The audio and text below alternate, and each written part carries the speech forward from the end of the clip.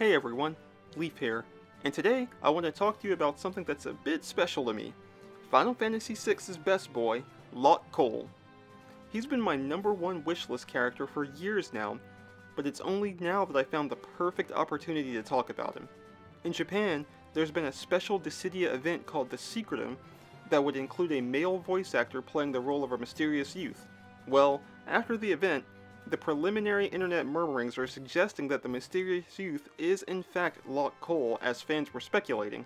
Now, this isn't a confirmation that he will be in Dissidia NT, but he certainly deserves to be. For me, Locke is the star of Final Fantasy VI. He initiates Terra's journey, he rescues Celeste, he gets Setzer's airship for the group. When Celeste loses all hope in the world of ruin, it's thoughts of Locke that reignite her fire. Locke has maybe the best character development in the game, and even gets the iconic Phoenix summon tied to his story. He's more than a worthy candidate. So let's talk about how he might look in Dissidia NT, in my first, and probably only, Moveset prediction video. Now the first thing on a lot of people's mind is, but Zidane, how can they be different? Which, to put it bluntly, is stupid. Nearly every character in Dissidia amounts to being a red mage at the end of the day. Cloud, Squall, and Lightning are all sword-wielding soldiers, yet they're completely different. Every mage is, well, a mage. All completely different. Locke may share a single unique command with Zidane, Steal, but he's so much more than that. Oh, and don't forget, he's not even a thief. He's a treasure hunter. So, a while back, I made a moveset post on GameFAQs, which exactly no one looked at. But since then, my ideas have only changed very slightly. I'll start with the elephant in the room. He's from an old game, and even though he's from a game where many characters have many unique attacks, he has exactly one. That's okay though, because in the creative process, function always comes before form, so it doesn't make him any more difficult to create than someone like Edgar. That said, Locke is not without material to draw from. In Final Fantasy Brave Exvius, well, you'll be disappointed if you're a fan of Locke. He doesn't really do anything well. He did dodge the bullet of being stuck as a 4-star unit, but even as 5-star, he's only really good for farming. Even when you deck him out, he fails utterly miserably compared to a 100% vanilla 6-star Cloud. But in Final Fantasy Record Keeper, they really give him the star treatment. FFRK actually references his story connection with Phoenix on several occasions and makes him a very strong unit all around. With that in mind, we can get started. Now, it goes without saying that Locke will either be speed or unique. It doesn't matter which, my moveset could be adjusted however necessary in either direction. For his unique ability, I think Mirage Dive would be perfect. It would be yet another ability unlocked by taking HP damage, but there is a payoff later in the moveset. My idea is to work off the visual effect rather than the attack effect and give him after images at low health. Think about the way Tidus' movement looks and the effect of Bart's Master Ninja. He would gain invulnerability on the startup of his attacks. It doesn't have to be much because in the hands of a skilled user it would be very powerful. For his EX skill, I call it Espionage.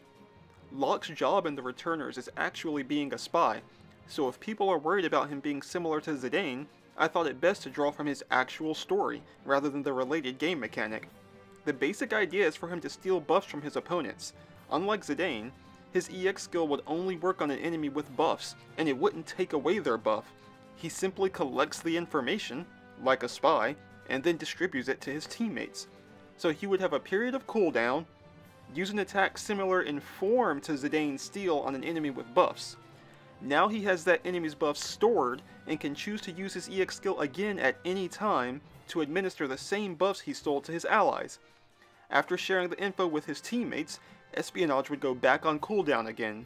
In this way, you're able to affect the opponent's decisions as well as save the crucial information, or buffs, for the perfect time. For HP attacks, Locke actually has some useful material to draw from even beyond Mirage Dive. Of course, all of the thrown weapons and most of the daggers are unique to him, so his most iconic weapons, along with their effects, can house his HP attacks. I'll start with the Atma weapon. This sword can only be wielded by Terra, Locke, Celeste, and Edgar. At high HP, it does high damage, and as you lose HP, it does less damage. The Atma weapon is a beam sword in the game, so this attack would function like Azure Torment, but with no Brave damage. At max health, it would shoot a short-range beam. Below max health, it would be identical in range to Azure Torment. Below half health, well, it would just be bad. This would give Locke the option to have a strong early game before he ever has the opportunity to try and bully opponents with Mirage Dive. Of course, the trade-off would be struggling with HP attacks late game. Next up is the Valiant Knife. This attack would have the opposite effect of the Atma weapon. The Valiant Knife's attack power increases as your health decreases. I could use the same thresholds as the Atma weapon for this one. Weakest at full health, stronger below full health, strongest below half health. FFRK actually gives Locke an attack for this weapon that is called Valiant Strike. It does multiple hits, and it wouldn't be the first time a speed character received a combo attack. It could work similar to Bart's Dancer and Cloud's Omnislash. At full health, a single hit. Below full health, a short combo.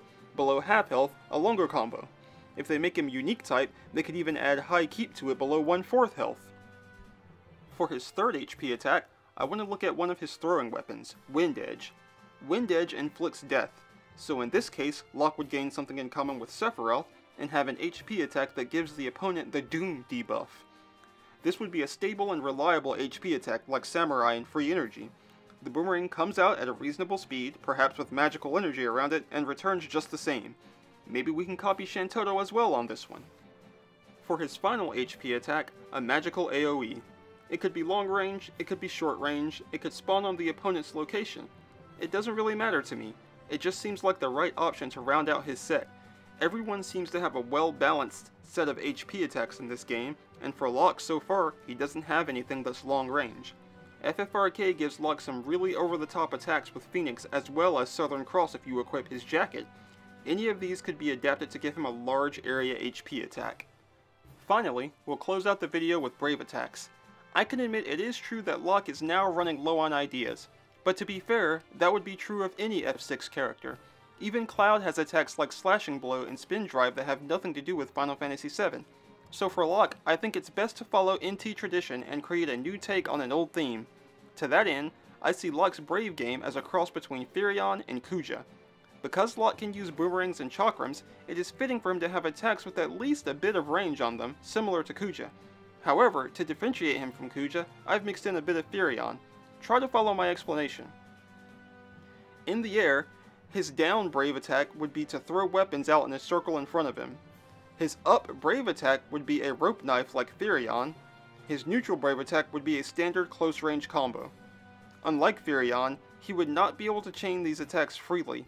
He would only be able to link two together and in a specific order.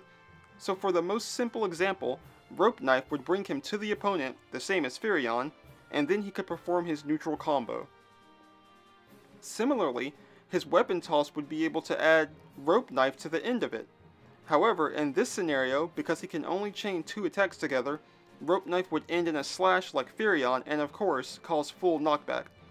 Finally, Neutral Brave would always have normal knockback, but it could be cancelled with Weapon Toss to add extra damage as the opponent's knocked away. However, this would cause you to have too much lag to convert a Wall Rush into HP damage. The idea is for Weapon Toss to have good vertical tracking to allow him to perform angled attacks like the other speed characters. In this aspect, he could be considered Air Firion. On the ground, he could be limited to two attacks.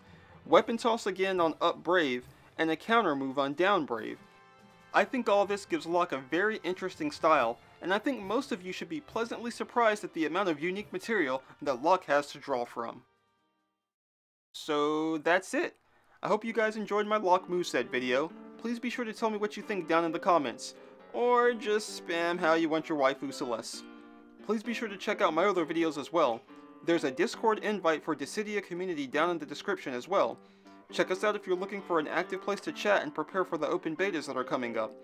Finally, don't forget to subscribe so you don't miss out on any new content from my channel. I hope we'll all get to be treasure hunters soon.